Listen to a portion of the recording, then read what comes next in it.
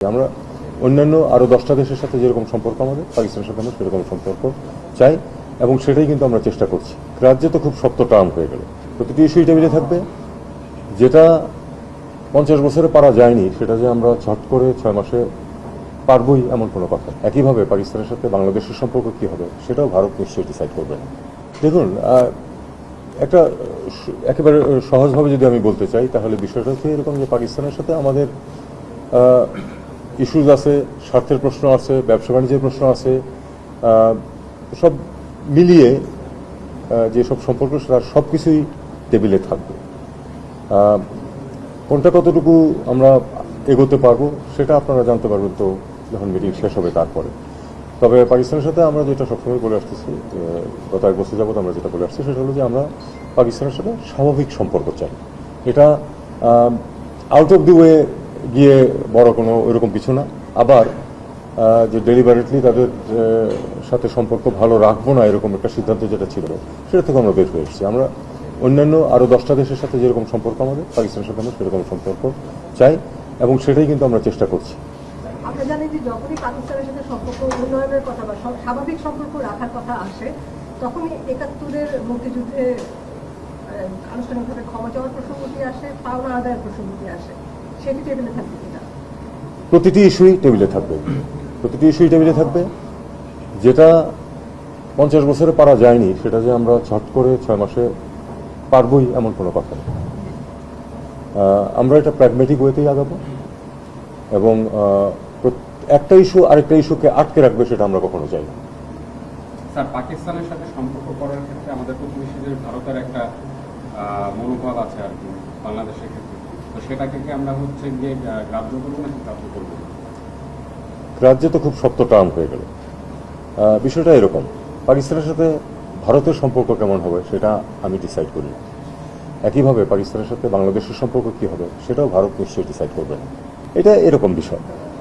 আসলে কোনো কিন্তু বডি হয় নাই, একটা মিটিং হয়েছে ইনফর্মাল, এবং ইনফর্মাল শব্দটা আমরা ব্যবহার করেছি সবসময়।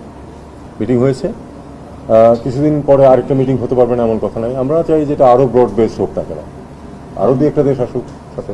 মাননীয় উপদেষ্টা, আগামীকালই জুলাই গণঅভ্যুত্থানের 1 বছর। এই শেখ হাসিনাকে ফিরিয়ে আনার বিষয়ে আসলে কূটনৈতিক তৎপরতা বা আপনার সংশ্লিষ্ট মন্ত্রণালয়ের কি অবস্থা বা তৎপরতা কত? এটা অবস্থা কিছু না, আপনারা জানেন আমরা তো এটা কখনোই গোপন করি না। আমরা চেয়েছি যে তাকে ফেরত দেওয়া হোক যাতে বিচারের সম্মুখীন করা যায়। ভারত থেকে কোনো এটার পজিটিভ রেসপন্স আমাদের কাছে আসেনি, আমরা অপেক্ষা করছি। আর ইতিমধ্যে তো বিচার প্রক্রিয়া তো শুরু হয়েছে, কারণ কেউ আসুক বা না আসুক সেজন্য তো বিচার আটকে থাকে না। কোনো সহযোগিতা নেওয়া হবে কিনা আন্তর্জাতিকভাবে? যদি কখনো প্রয়োজন মনে করে সরকার তখন সেটা হতে পারে, কিন্তু এই মুহূর্তে সেরকম কোনো প্রয়োজন দেখছি না আমরা। আমরা জানি যে 11 আগস্ট প্রধান উপদেষ্টা মালয়েশিয়া যাচ্ছেন, সেখানে কোনো চুক্তি সই হবে কিনা আমরা জানি সৌবাদে নিয়ে আলোচনা হচ্ছে।